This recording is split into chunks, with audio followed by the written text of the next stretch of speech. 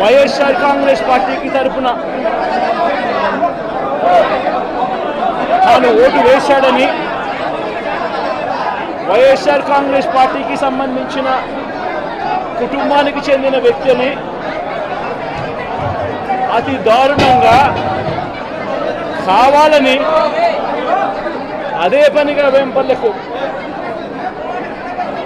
పనిగా ఒక వెహికల్లో వచ్చి దారిలో పోతా ఉన్న పిల్లోడిని బైక్ ఆపి నిర్దాక్షిణ్యంగా కొట్టి హాస్పిటల్ పాలు చేస్తూ ఉంటే ఏం సాధిస్తూ ఉన్నారు? ఇంతవరకు పులివెందుల్లో ఎప్పుడు ఇలాంటి సాంప్రదాయం లేదు. ఎన్నో ఎన్నికల్లో చేశారు, ఎప్పుడు పులివెందుల్లో ఇలాంటి సాంప్రదాయం లేదు. ఎన్నికలు అయిపోయిన తర్వాత ఓటు వేయని వారిని కొట్టే కార్యక్రమం ఎప్పుడు జరగల. రాష్ట్ర వ్యాప్తంగా కూడా ఒక భయాందోళన వాతావరణం క్రియేట్ చేయడం కోసం అని రాష్ట్ర వ్యాప్తంగా ఇదే చేయిస్తూ ఉన్నారు దగ్గరుండి. ఏం సాధిస్తారు దీనివల్ల? మీరు వేసే ఈ బీజం చేసే ఈ చెడు సాంప్రదాయం రేపొద్దున మళ్ళీ తెలుగుదేశం పార్టీ కార్యకర్తలకి చుట్టుకుంటుంది. చంద్రబాబు నాయుడు అనుకుంటా ఉన్నాడు తానేదో ఈ మాదిరిగా చేసి భయాందోళన క్రియేట్ చేసి వైఎస్ఆర్ కాంగ్రెస్ పార్టీకి ఓటు వేసిన వాళ్ళని కొట్టడం వల్ల ఒక తెలియని ఆనందం తనలో ఏదో పొందాలని చెప్పి అనుకుంటా ఉన్నాడు. రాష్ట్ర వ్యాప్తంగా ఒక భయాన్ని క్రియేట్ చేయాలని ప్రయత్నం చేస్తూ ఉన్నాడు. కానీ నేను చంద్రబాబు నాయుడు గారికి మరొక్కసారి కూడా చెప్తా ఉన్నా, ఒక చెడు సాంప్రదాయానికి నాంది పలుకుతూ ఉన్నారు.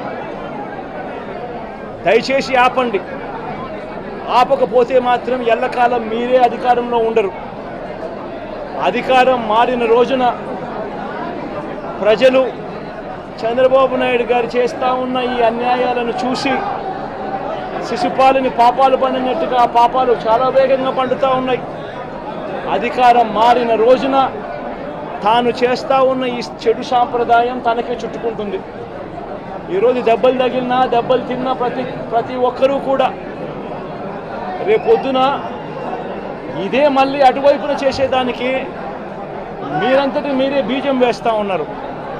ఇది సరైన పద్ధతి కాదు. నాయకులుగా ఉన్న మనలాంటి వాళ్ళం ఇలాంటివి ప్రోత్సహించాల్సిన పని ఎప్పుడు రాకూడదు, జరగకూడదు. దయచేసి చంద్రబాబు నాయుడు గారికి ఇప్పటికైనా చెప్తా ఉన్నా, చంద్రబాబు నాయుడు గారిని హెచ్చరిస్తూ ఉన్నాను, మరొక్కసారి మళ్ళీ హెచ్చరిస్తూ ఉన్నాను, ఇది కరెక్ట్ సాంప్రదాయం కాదు, దయచేసి దీన్ని ఆపమని చెప్పి. నిజంగానే ఒకసారి మీరు కూడా వెళ్ళి ఒకసారి చూడండి. ఒకసారి ఏం పాపం చేశాడు నా పిల్లోని, ఎందుకు కొట్టారు, ఏం పాపం చేశాడని కొట్టారు. మైక్ పులివెందుల ఎమ్మెల్యే ములాఖత్తులు అని జైలు దగ్గరికి వెళ్తూ నేను చంద్రబాబు గారిని హెచ్చరిస్తున్నా అంటూ పదే విమర్శలు చేస్తున్నారు. ఏం చేద్దామంటావు? ఏం చేద్దారంట? అదే నేను చెప్పేది కాదు. ఇట్లే మాట్లాడుతూ ఉంటారు. ఇప్పుడు ఇంకోటి కూడా గుర్తుపెట్టుకోవాలి, రాజకీయ ముసుగులో కరుడుగట్టిన నేరస్తులు వచ్చి రాష్ట్రాన్ని లూటీ చేసి ఆ లూటీ చేసిన డబ్బులతో ఎక్కడికక్కడ బ్రైవింగ్ ఇచ్చేసి వ్యవస్థలకే ఒక ఛాలెంజ్గా తయారైపోయారు. అది ఒక సమస్య ఉంది నాకు ఇక్కడ. మీరు గుర్తుపెట్టుకోవాలి, వ్యవస్థలో 5 ఏళ్ళు సంపాదించిన డబ్బులు ఉంది, ఏ వ్యవస్థనైనా కొనే శక్తి ఉంది, ఆ వ్యవస్థను కొనే పరిస్థితికి వస్తారు. అందుకే మార్నింగ్ కూడా బ్యాంకర్స్ అని చెప్పాను, 200-500 రూపాయలు రద్దు చేయండి, క్యాష్లెస్ విలేజెస్ ఉండేట్టుగా ఎక్కడ చూసినా డిజిటల్ కరెన్సీ ప్రమోట్ చేయండి మీరు అని చెప్పాం.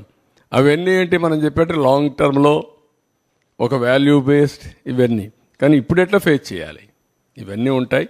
ఎవరు ఎన్ని అరిచినా ఎన్ని బెదిరింపులు చేసినా ఐఎమ్ వెరీ క్లియర్, ఎవ్వరు కూడా నేరస్తులు తప్పించుకోలేరు, అవినీతి పరులు తప్పించుకోలేరు. ఎక్కడ విక్టిమైజేషన్ ఉండదు ఈ గవర్నమెంట్లో. ఈ గవర్నమెంట్లో ఒకటే ఉంటుంది, ఫర్మ్గా ఉంటుంది గవర్నమెంట్, ఎవ్వరికి భయపడదు, సిస్టమేటిక్గా ఉంటాం. ఎవరు తప్పు చేసినా, ఎవరు రాజకీయ ముసుగులో బెదిరించాలన్నా ఆ బెదిరింపులకు ప్రభుత్వం భయపడదు. సార్, ముఖ్యంగా కరెంటు బిల్లులు చూపించి సంక్షేమ పథకాల్లో కూడా కోత విధించారు గడిచిన 5 ఏళ్ల కాలంలో. అంటే 500 రూపాయల కంటే బిల్లు ఎక్కువ వస్తే అర్హుడు కూడా ఆ లబ్ధి చేకూరిన పరిస్థితి ఉంది. ఆ విషయంలో ఎలాంటి కేర్ తీసుకోబోతా ఉన్నారు? వాట్ ఐఎమ్ సేయింగ్, అల్టిమేట్గా నేను ఎప్పుడు చెప్తాను, అభివృద్ధి జరగాలి, సంపద సృష్టించాలి, ఆదాయాన్ని పెంచాలి. పెంచిన ఆదాయం మళ్ళా అభివృద్ధికి, సంక్షేమానికి రెండుకు ఖర్చు పెట్టి సస్టైనబిలిటీ తీసుకురావాలి.